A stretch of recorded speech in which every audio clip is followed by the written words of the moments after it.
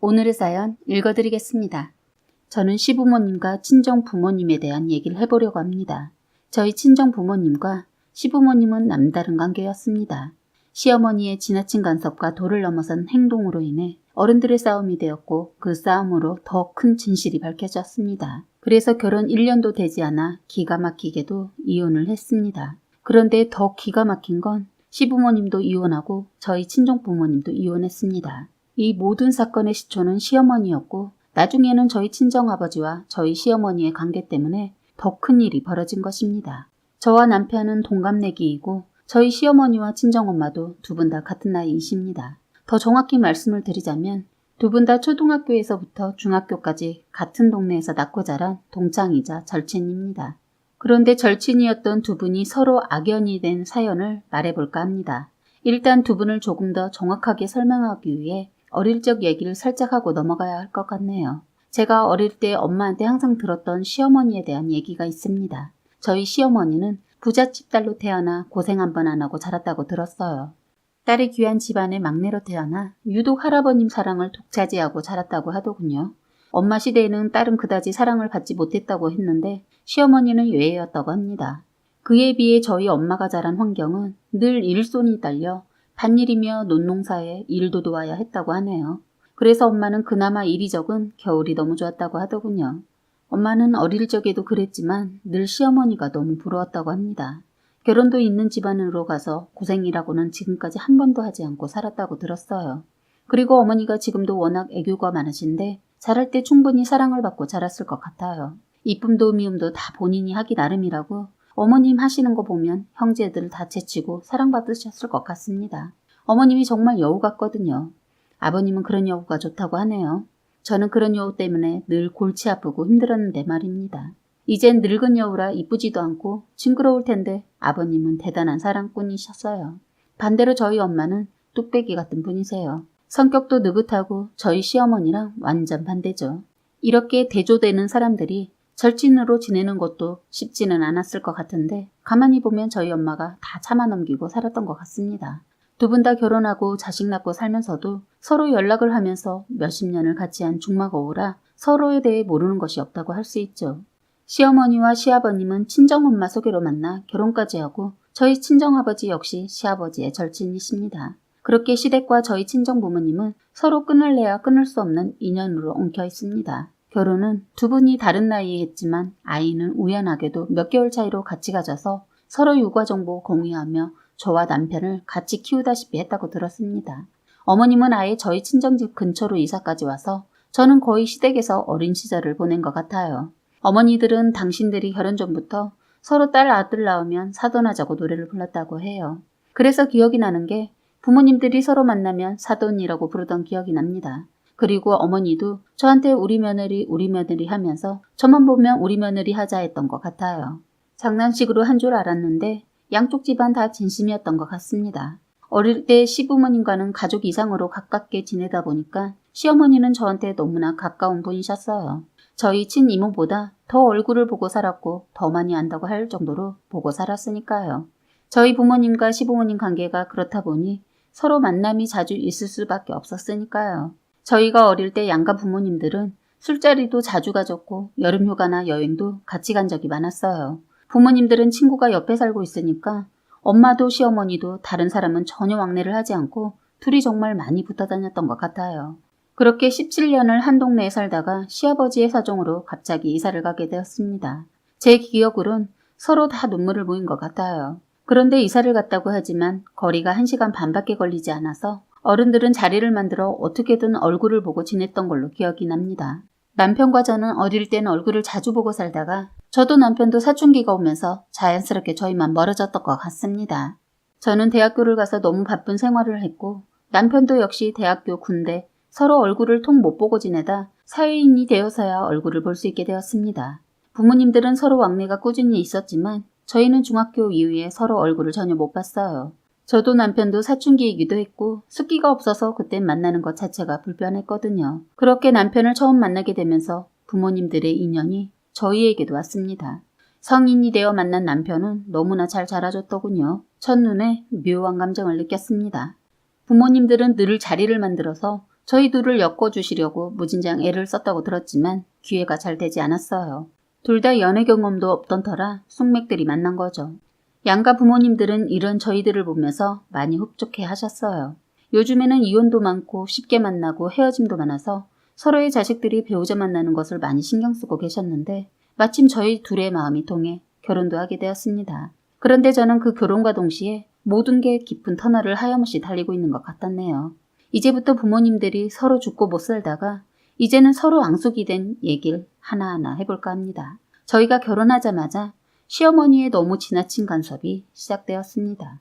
시어머니는 결혼하기 전에 사회생활을 전혀 경험해보지 않고 바로 결혼하고 지금까지 직장을 가져본 적이 없었어요. 그러다 보니까 직장 생활을 하면서 살림까지 한다는 고통을 알 리가 없었죠. 그래서 전혀 이해하지도 그렇다고 알려고도 하지 않고 오직 당신 고집대로 내세우시는 그런 점이 있더군요. 전엔 몰랐던 모습이었습니다. 그냥 가까운 이모이자 남일 때는 좋아 보이고 했던 부분들이 막상 가족이 되다 보니 지나친 간섭이 되면서 하나하나 시작하더니 나중에는 모든 게 틀어지게 되더군요. 저희는 아직 애도 없고 결혼한 지 딱 3개월밖에 안 되고 아직 완전 신혼인데 시어머니는 그런 걸 전혀 모르시는지 알고도 그러시는지 저희 집 불쑥불쑥 오셨습니다. 워낙 친해서 비번도 자연스럽게 물어보셔서 처음엔 이러다 말겠지 하고 알려드렸다가 바꿨더니 너무한다고 하면서 서운함을 내비치더니 그때부터 달라지기 시작했어요. 한 번도 먹는 것에 절대로 트집이나 말을 안 했는데 말을 하시더군요. 그때만 해도 남편과 저는 밥을 거의 밖에서 해결하고 왔기 때문에 굳이 밥을 해놓지 않고 그냥 어쩌다 먹는 밥이라 즉석밥을 사다 놨어요. 살림만 하셨던 시어머니는 그런 게 이해도 안 될 뿐더러 이해하려고 애쓰지 않으셨어요. 그걸 보고 다짜고짜 미소야, 너 밥을 이렇게 해서 먹으면 어떡해? 이렇게 먹느니 그냥 집으로 와서 먹고 가 하더군요. 아니에요. 저희 서로 바쁘고 저녁 늦게 오는데 어떻게 가서 먹어요. 번거롭기도 하지만 시간도 부족해요. 얼마나 떼돈 번다고 그렇게 사니?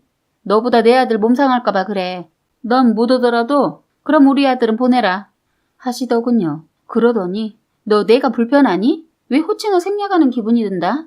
노력해 볼게요. 늘 불렀던 이모가 익숙해서 잘 안 고쳐져요. 그땐 호칭이 이모가 입에 붙어서 결혼한 지 3개월 동안 많이 노력해도 잘 안 나와서 저도 불편했는데 그것도 지적을 받았네요. 이거야 당연히 지적받을 수 있다고 생각하고 있어서 그건 마음에 담아두지 않았는데 가족이 되니까 뭔가 모를 거리감이 생긴 것 같았어요. 마냥 이뻐해 주셨던 이모가 아니었어요. 되려 더 남이 된 것 같고 날이 갈수록 불편해지기 시작했습니다. 사실 저희는 결혼하고 서로 직장 거리가 비슷해서 집도 회사 근처에 조금 무리를 두고 집을 구하려고 했는데 그것을 틀어버린 것도 어머니였어요. 하나밖에 없는 아들 곁에 두고 챙겨주고 싶다면서 하신 말씀이 살림도 봐주고 아이 낳으면 아이까지 키워주신다고 해서 여러모로 고민하다 시댁 근처에 신혼집을 마련했는데 실수였던 것 같아요. 주말이면 저를 자꾸 불러대거나 불쑥불쑥 연락도 없이 오셔서 제대로 쉴 수가 없었어요. 저는 업무가 엄청 많아서 가끔 집에서도 일할 때가 있었는데 그것마저도 넌 일만 하고 내 아들은 신경 안 써줄 거니? 그게 무슨 말씀이세요? 내 아들 자꾸 말라가잖아. 난 네가 네 엄마 닮은 줄 알았더니만 완전 반대네. 어머니, 저도 나름 민수 씨 잘 챙기고 있어요. 그리고 민수 씨도 업무 같은 거 가끔 집에서 해요. 저희는 서로 합의해서 서로 다툼 없이 잘 지내고 있어요. 그래도 넌 여자잖아. 어떻게 남자하고 똑같이 하려고 그래? 어머니, 남자 여자가 어딨어요. 요즘은 달라요. 서로 얼마나 기를 쓰고 열심히 살고 있는데요. 어차피 넌 여자라 애 가지면 그만둘 거 아니니? 뭐하러 그만둘 회사에 그렇게 목매고 열심히 하냐고. 정말 사회생활이라곤 한 번도 해본 적이 없다는 건 알고 있었지만 말이 안 통했어요. 겉모습은 도시 여자인데 생각은 조선시대였습니다. 너 이런 식이면 애 못 봐준다. 그리고 네 남편 승진하게 내줘야 할 생각 안 하고 너만 잘 나가면 되니? 어머니, 승진은 자신이 알아서 해야지 제가 어떻게 도와요? 우리 아들이 집안일 신경 안 쓰게 하라고. 바쁘게 일하고 와서 주말에 쉬지도 못하고 화장실 청소에 빨래. 그게 뭐니? 승진 못하면 네 탓인 줄 알아? 하는데 그동안 알아온 이모였던 분이 맞나 싶었습니다. 어머니, 저도 해요. 그건 저희가 서로 바쁘니까 격주로 정한 청소 당번과 같은 거예요. 너 아무리 요즘에라고 하지만 여자가 할 일이 있고 남자가 할 일이 있는 거야. 제발 그러지 마세요. 그런 게 어딨어요. 제가 민수 씨 내조만 하려고 결혼한 거 아닙니다. 그리고 민수 씨만 말라가나요? 저는 안 보이세요? 넌 다이어트 하고 있는 거 아니었니?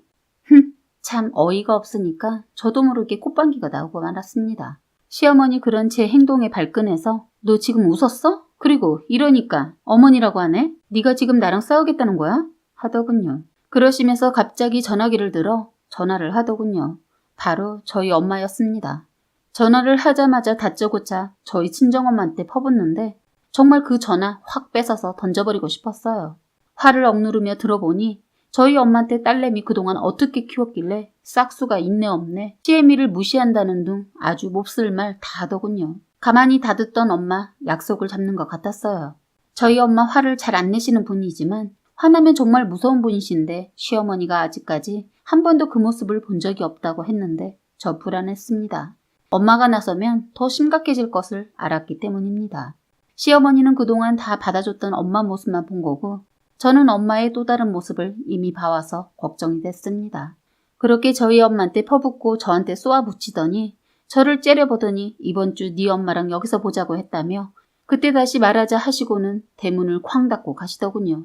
끓어오르는 화를 억누르고 있는데 때마침 남편이 오자마자 밥 어쩌고 하길래 니네 엄마네 가서 먹어. 난 그냥 즉석밥 먹을 거니까 했더니 남편 원래 화 안 내는데 니네 엄마라고 했다고 화를 내더군요. 저도 그렇게 말할 생각은 없었는데 저도 모르게 나왔습니다. 그 말로 인해 남편과 싸움까지 하게 됐네요. 결국 둘 다 굶고 잤어요. 시어머니 그 이후로 주말까지 기다리지 못하고 또 집에 온 겁니다. 난리를 피고 갔으니 제가 변화가 있을 거라고 생각하고 계셨던 모양입니다. 저는 그 이후로 그나마 해먹고 있던 반찬도 죄다 사다 먹어버리고 집안일도 미뤄서 하려고 모아둬 버렸습니다. 그랬더니 너 내가 아직도 엄마 친구 이모로 보이니? 난 네 시어머니야. 너 내 말이 말 같지 않아? 어머니 저한테 그럼 먼저 예의 지키세요. 저한테 너가 뭡니까? 그리고 저희 집 오실 때 연락하시고 오세요. 그리고 제가 퇴근하고 있을 시간엔 벨을 눌러주세요. 제가 집에 떡하니 있는데 어떻게 비번을 누르고 어머니 집처럼 들어오세요? 이게 상식적으로 말이 된다고 생각하세요? 뭐 어때? 내 아들 집인데. 그리고 이 집 내가 해준 건데 그럴 수 있는 거 아니니? 정말 어른이 어른답지 못하게 애처럼 말을 하더군요. 머릿속에 무슨 생각을 하고 말을 하는지 도저히 이해가 가지 않아서 더 이상 말도 하지 않았더니 너 지금 나 무시하고 있니? 하면서 괜히 발끈을 하대요. 그래서 정말 저도 엄마처럼 화를 잘 내지 않는데 꼭지가 도니까 참았던 화가 터지고 말았어요. 제가 얼마나 버티나 지금 보시려고 저를 건드시는 건가요? 저 여기서 더 하시면 못 참아요. 그리고 저는 저희 엄마랑 조금 많이 다르니까 더 이상 사람 테스트하지 마세요. 너 네가 그렇게 하면 내가 겁날 줄 알았냐? 어림없으니까 빨리 시키는 일이나 해. 우리 아들 오기 전에 밥하고 청소하고 빨리빨리 움직여. 굼뜸해서 하면 우리 아들이 또 혼자서 밥 차려 먹을 거 아니야. 그만 좀 하시라고요. 저도 혼자 밥 차려 먹어요. 왜 남자는 차려줘야 한다고 생각하세요? 손이 없어요? 발이 없어요? 아들이 손발 못 움직이면 그때 제가 생각해 볼게요. 했습니다. 저도 심한 말하고 싶지 않고 이빠른 소리 하고 싶지 않지만 자꾸 저한테 자기 아들만 챙기라고 하니까 저도 자꾸 변해가고 악해져 가더군요. 그날도 또 시어머니랑 저 때처럼 또 큰 소리가 났어요. 저한테 살림을 못하네 이딴 식으로 살 거면 결혼을 왜 했냐 하는데 주말 때문에 용케도 저는 잘 참고 넘겼어요. 주말에 어떤 일이 벌어질까만 기대하며 기다렸습니다. 드디어 토요일이 되자 친정엄마가 전화가 온 겁니다. 원래 시어머니랑 일 있고 엄마랑 통화했는데 그때 엄마가 저보고 언지를 주더군요. 주말에 엄마가 상황 보고 시어머니가 신경 거슬리게 하면 다 엎어버린다고 하더군요. 저는 그 말이 무슨 말인지 몰랐네요. 그래서 주말이 기다려지기도 했어요.